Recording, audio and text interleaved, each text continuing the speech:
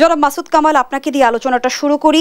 আজকের burning issue আমরা যেমনটি দেখছি যে সাবেক রাষ্ট্রপতি আব্দুল হামিদ দেশ ত্যাগ করেছেন, তিনি পালিয়েছেন কিনা নাকি তাকে পালাতে সহযোগিতা করা হয়েছে, কাদের সহযোগিতায় তিনি গ্রিন সিগন্যাল পেলেন, এমন নানামুখী প্রশ্নে আমরা সয়লাভ হতে দেখছি গণমাধ্যম।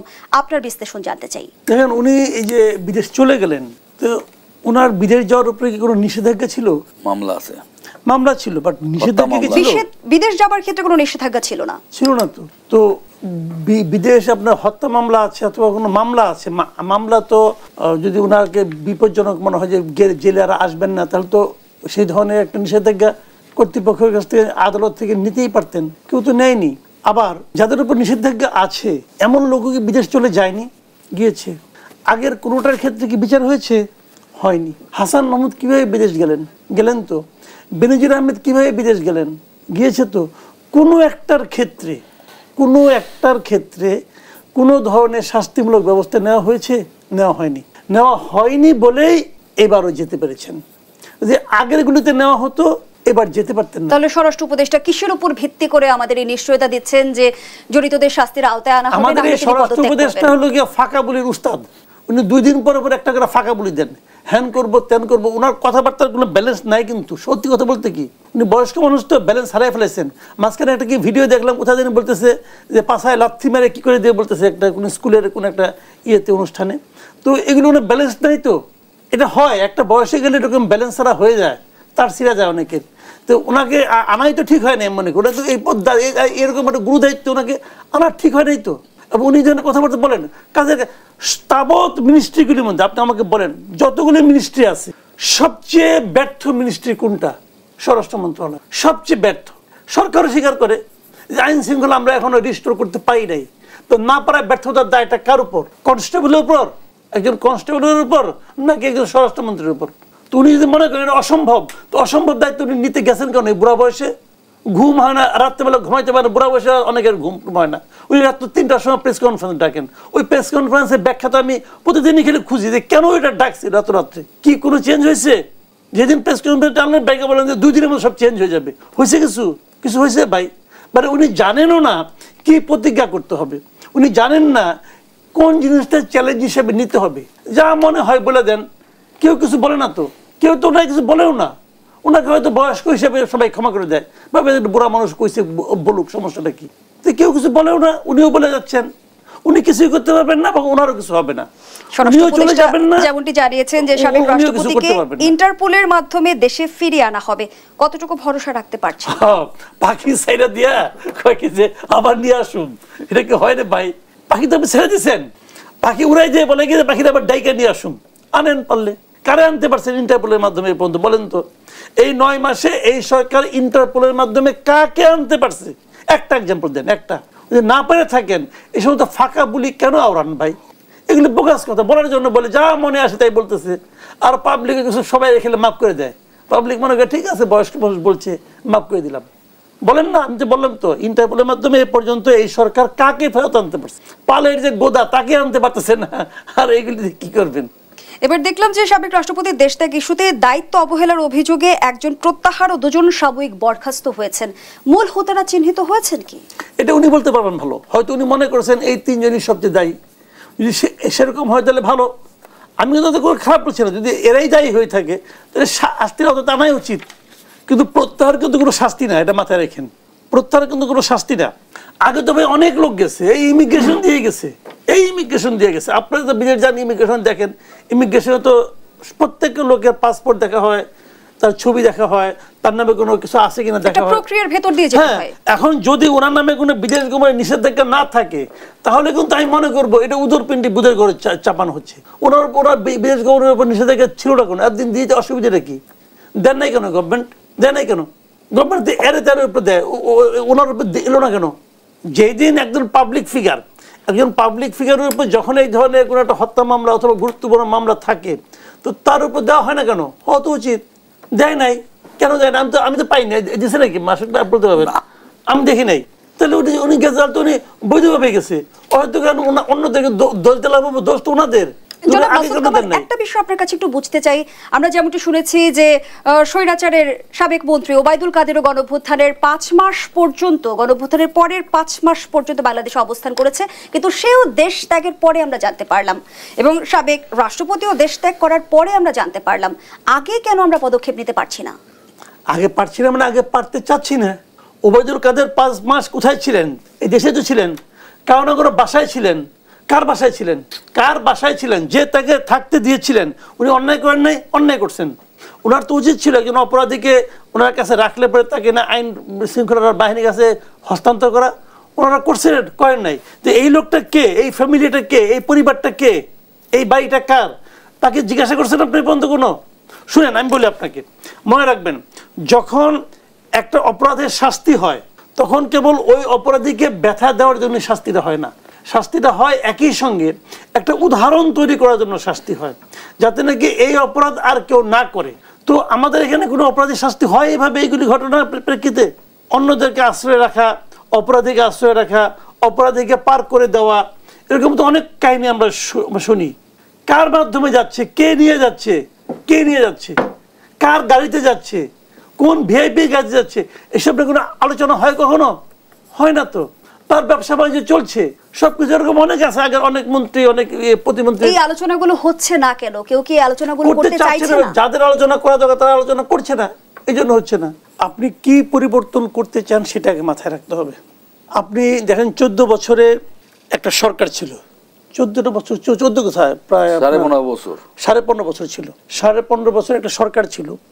15.5 বছরের মধ্যে যত নিয়োগ হয়েছে, আমি ধরে নিচ্ছি তাদেরই সমস্ত লোকজন নিয়োগ করা হয়েছে। তাহলে সংখ্যাটা তো কম না।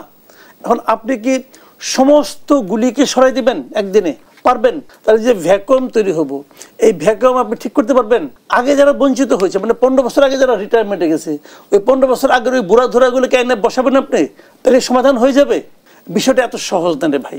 বিষয়টা কি ছিল আমি বলি আপনাকে, যে কাজটা আপনারা করতে পারতেন। এখানে সব ব্যক্তিকে আপনি একদিনে পারবেন না। আপনি কিন্তু প্রথমত আপনাকে মেনে নিতে হবে যে এই ঘটনাটা ঘটে গেছে। তাহলে আপনাকে একটা সিস্টেম করতে হবে যে আপনি কি করতে চান।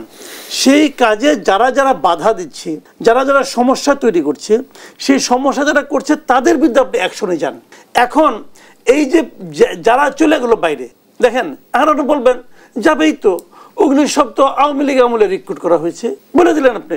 সহজ সমাধান, কিন্তু কাজটা কিন্তু হলো না। আবার এখন যে গেছে দেখেন, কাল পরশু দেখবেন খুঁজে বের করে ফেলবে যে এই 3 জন কিভাবে ছাত্রলীগের ক্যাডার ছিল, খুঁজে বের করবে। বের করার কোনো সমস্যা না। কিন্তু আমার সুস্পষ্ট যেই জায়গায় প্রশ্ন, জনাব মাসুদ কামাল, যে সরকার কি আসলে আমলা কিংবা প্রশাসনের কাছে জিম্মি হয়ে পড়েছে, নাকি সরকার তাদের প্রতি নমনীয়? সেই ব্যাখ্যাটা সরকার জিনিসটা কি? জি, সরকার জিনিসটা কি ভাই? সরকার কি বিমূর্ত কিছু? কেউ কার কাছে জিম্মি হয় না। সরকারই তো এরা। আপনি যাদের কাছে জিম্মি বলতেছেন ওরাই তো গভর্নমেন্ট। সচিব, প্রশাসন, এরাই তো গভর্নমেন্ট। তো গভর্নমেন্টটা কি আকাশ থেকে আসছে নাকি? এরাই তো গভর্নমেন্ট। তো এরাই তো দেশ চালাচ্ছে। এখন এদেরকে আপনি কিভাবে চালাবেন সেটা হলো ইম্পর্টেন্ট। ওই অ্যাপারেটাসটাকে আপনি কিভাবে চালাবেন সেটা আপনি চালাতে জানেন না। That is the point. আমি আপনাকে কয়েকটা এক্সাম্পল দিয়ে বলি। এই যে উপদেষ্টাগুলি আছে, সবচেয়ে গুরুত্বপূর্ণ আমি 3টা মন্ত্রণালয়ের কথা বলি। একটা হলো জ্বালানি মন্ত্রণালয়, আরেকটা হলো যোগাযোগ মন্ত্রণালয়, আরেকটা হলো রেল মন্ত্রণালয়। এই 3টা মন্ত্রণালয় খুবই লুক্রেটিভ মন্ত্রণালয়, টাকা পয়সার মন্ত্রণালয় আর কি, আগে তাই বলা হতো। এই 3টা মন্ত্রণালয় কিন্তু একজন লোকের হাতে, ফজল কবির খানের কাছে। এবং এই ভদ্রলোক ডুইং ওয়েল, কেউ বলতে পারবে না এই লোকটা কাজটা ঠিক মতো করতে পারছে না। এখন এটা তো ডিপেন্ড করছে ব্যক্তিটার উপর। আপনি যোগ্য লোকটাকে আনছেন, আর আনবেন না অযোগ্য লোক, তার কাছ থেকে আশা করবেন ডাইনামিক কাজকর্ম হবে না তো ভাই। জনাব মাসুদ, আপনি নিশ্চয় অবগত আছেন, যেমনটি তথ্য উপদেষ্টা মাহফুজ আলম বলেছেন, ছাত্রদের বাদ দিয়ে দ্বিদলীয় বন্দোবস্তে ফেরার জন্য এস্টাবলিশমেন্ট অপেক্ষমান, ছাত্রদের পরিপূর্ণ অসহযোগিতার মুখে ইতিমধ্যে ফেলে দেওয়া হয়েছে। আমি যদি এনসিপির আরেকজন নেতার বক্তব্যকে কোট করি, যেমনটি হাসনাত আব্দুল্লাহ বলেছেন, ভারতের এজেন্ডায় আওয়ামী লীগ পুনর্বাসনে চলতি মাসে 23টি গোপন বৈঠক হয়েছে। তিনি আরো বলেন, অন্তর্বর্তী সরকারকে উদ্দেশ্য করে হাসনাত আব্দুল্লাহ যেমনটি বলেন, যার এজেন্ডায় গণহত্যাকারী আওয়ামী লীগের বিচার নাই, যার এজেন্ডায় আওয়ামী লীগ নিষিদ্ধ করা নাই, তার সাথে আমরা নাই। আমরা কিন্তু এনসিপি গঠন হবার আগে থেকেই দেখছিলাম যে ছাত্রদের সাথে বর্তমান সরকার একটা সুসম্পর্ক ছিল। এবার কি সেই সম্পর্কে কোনো ধরনের যদি বলি যে সমস্যা তৈরি হলো?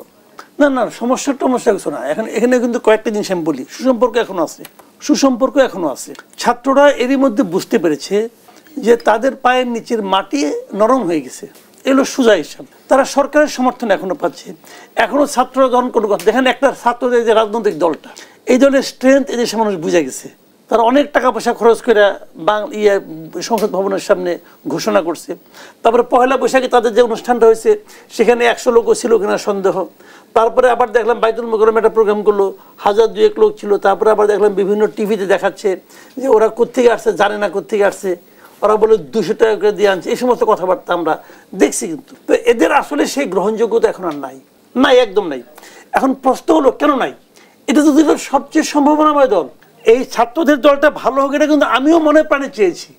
আমি চেয়েছি কেন, এই যে আওয়ামী লীগ বিএনপির গতানুগতিক একটা দল, একটা একই ধারা একই পদ্ধতি, এর বিপরীতে আমরা একটা আধুনিক দল চেয়েছি এবং সেটাই এই দলটা ভেবেছি। কিন্তু এই সম্ভাবনাকে কে নষ্ট করলো? এরাই নষ্ট করছে। এরা নিজেদের করবে, এরা এদের নিয়ন্ত্রণহীন অবস্থা হয়ে গেছিল। ওদের কথাবার্তায় নিয়ন্ত্রণহীন, কর্মকাণ্ডে নিয়ন্ত্রণহীন, বিভিন্ন স্ক্যান্ডালে এরা জড়াই পড়ছে। ছাত্র নেতারা যে সচিবালয়ে বসে থাকে, কেন ভাই তোমার ওখানে কি কাজ, তোমার ওখানে কি কাজ? শোনেন, দেশটা ছোট। আমি মাঝে মাঝে অনেককে বলি, ভাই করাপশন যে আপনি করবেন, করে ধরা খাবেন, বলবেন না কেউ ধরতে পারবে না। আরে ভাই অন্য কিছু বাদ দেন, আপনি যদি তদবির করেন তাহলে একজন মন্ত্রীর কাছ থেকে একটা কাজ নিয়ে আসবেন, একজন লোককে দিবেন। মিনিমাম এই 2 জন লোক তো জানবে যে কামটা আপনি করছেন। আপনি যার সঙ্গে দুর্নীতিটা করবেন সে তো জানবে আপনি করছেন। 2 দিন পরে আপনার সঙ্গে সম্পর্ক খারাপ হয়ে যাবে, তখন সে 5 জনকে বলে বেড়াবে। কোনো কিছু গোপন থাকে না এখানে। তো এইখানে তো গোপন নাই। 6 মাস 7 মাস 9 মাস সময় হয়ে গেছে, সবাই জানে কে কি করছে। খালি মুখে মুখে বললে তো হবে না। কোন ছাত্র নেতা বসুন্ধরায় গেছে এটা কি পাবলিক জানে না? জানে, ওখানে লোকজন সবাই জানে। তো এইগুলি কইরা আবার তারা এটাকে সাপোর্ট দেয়। যখন বলা হয়েছে আপনি কাদের কাছ থেকে টাকা আনছেন, তখন আবার এই ছাত্র নেতা বলে কি, এদের দলের নেতা মূল নেতা বলে কি, এটা বললে পরে তারা বিপদে পড়ে যাবে। কেন তারা বিপদে পড়বে? কেন একজন লোক আপনার দলে আদর্শে বিশ্বাস করে আপনাকে হেল্প করছে, এটা বললে সে বিপদে পড়বে কেন? বিপদে পড়বেন আপনি। কারণ তখন আপনাকে প্রশ্ন করা হবে কয় টাকা আনছেন, তারপরে প্রশ্ন করা হবে কেন আনছেন, তারপরে প্রশ্ন করা হবে যে 10 টাকা যে আনছেন খরচ করছেন কয় টাকা, পকেটে ঢুকাইছেন কয় টাকা। এই সমস্ত প্রশ্নের সম্মুখীন হইতে তারা ভয় পায়। যে কারণে শোনেন, সবসময় মনে রাখবেন যে যতক্ষণ পর্যন্ত আপনি ট্রান্সপারেন্ট না হবেন ততক্ষণ পর্যন্ত আপনাকে মানুষের সন্দেহ বাড়বে এবং সন্দেহজনক ব্যক্তির প্রতি মানুষ আস্থা রাখে না। ধন্যবাদ জানাচ্ছি জনাব মাসুদ কামাল খন্দকার। মাসুকুর রহমান মাসুক, মিথ্যা মামলায় নাম দেওয়ার পর নাম কাটানোর জন্য টাকা নেওয়া হচ্ছে, একটি রাজনৈতিক দলের আধিপত্য এখানে সবচেয়ে বেশি, পুলিশ এক্ষেত্রে আগের মতোই সঙ্গ দিচ্ছে, এমন অভিযোগ করেছেন এনসিপি নেতা সার্জিস আলম। মামলা বাণিজ্য মূলত এই মুহূর্তে কারা করছে? মামলা বাণিজ্য হয়েছে, এটা অস্বীকার করার উপায় নাই। যার ফলে আমরা দীর্ঘ 15.5 বছর বলেছি গাইবি মামলা, আমাদের লোক মারা গেছে, বহুত আগে সেও আসেন, মামলা ঘটনা ঘটার বহুত আগে বিদেশে মামলা হয়েছে, এই জন্য এটা গাইবি মামলা মানুষ শুনেছে। এই মামলাকে কেন্দ্র করে কিছু সুবিধাভাগী দালাল বাটপার এই কাজ করেছে, অস্বীকার করার উপায় নাই। কোন রাজনৈতিক দলের আদর্শ কর্মী এই কাজ ঘটাতে পারে না, যারা করে থাকুক যে দলেরই হোক, এটা কোনো রাজনৈতিক দলের কর্মী হতে পারে না। আমি এই যে ঈদের নিয়ে, এই যে এনসিসিপি নিয়ে একটা কথা বলেছেন, এই ব্যাপারে আমি একটু কথা বলতে চাই। দেখুন, এই কততম দল এটা? 69 না 54তম দল যেন, এটা রেজিস্ট্রেশন হয় না এখন, খুব সংক্ষিপ্ত বলে। এরা যেদিন দল করে কতদিন টকশোতে এটা নিয়ে আলোচনা হয়েছে। আমি এদের সফলতা কামনা করে বলেছিলাম, আর এই পথ পিচ্ছিল, খুব পিচ্ছিল পথ। বলেছিলাম জাসদ বৈজ্ঞানিক সমাজতন্ত্র করে দেশের ছাত্র সমাজের মণিকোটা ঢুকেছিল, সারা বাংলাদেশে বিভিন্ন শিক্ষা প্রতিষ্ঠানে এরা বিজয় লাভ করেছে, কিন্তু গণমানুষের হৃদয় ঢুকতে পারে নাই। জাসদ এখন অস্তিত্ব। এই যারা আপনারা দেখেন, মঈনুদ্দিন ফখরুদ্দিনের সরকার একটা সাধারণ মানুষের একটা সমর্থন প্রথম পেয়েছিল। ওই সময় 40টা ট্যাক্স ফোর্স, যারা আর্মি অফিসার দায়িত্ব ছিল খোঁজের তারা কোথায়, শত শত কোটি টাকার মালিক হয়েছে, লুটপাট দুর্নীতি করেছে। মঈনুদ্দিনের ভাই ব্রাদার টাকার পাহাড় করছে, টেকে নাই, পালাই যেতে দেশ ছেড়ে। এই যে যারা ছাত্ররা, যাদের আত্মত্যাগের বিনিময়ে যারা দল করছেন, ইতিমধ্যে তারা নিবন্ধন হওয়ার আগেই বিতর্কে জড়িয়ে গেছেন।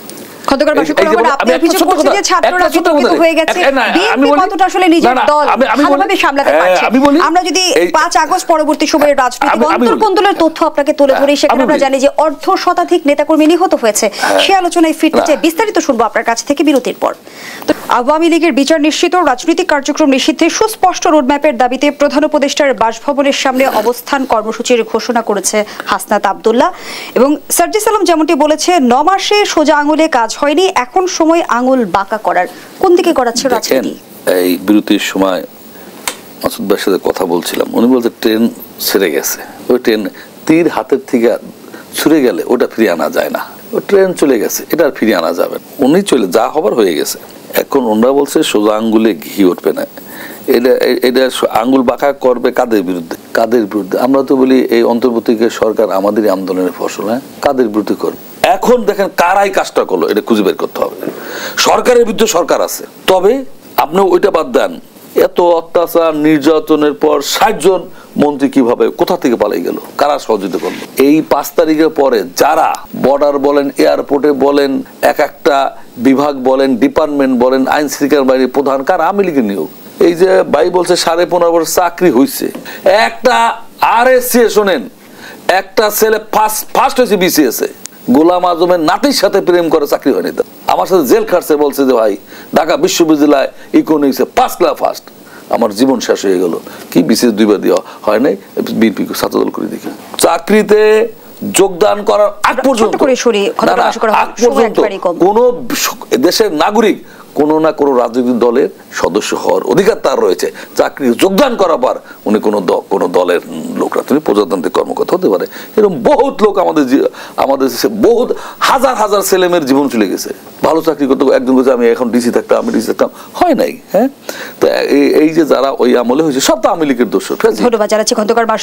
এছাড়াও এইটা সরকারের উচ্চ পর্যায়ের বোকাও যদি বলে সরকারের সর্বোচ্চ পর্যায়ের সহযোগিতা ছাড়া এই লেভেলের একটা লোক দেশ ত্যাগ করতে পারে, বোকাও বলবে না, পাগলও বলবে না।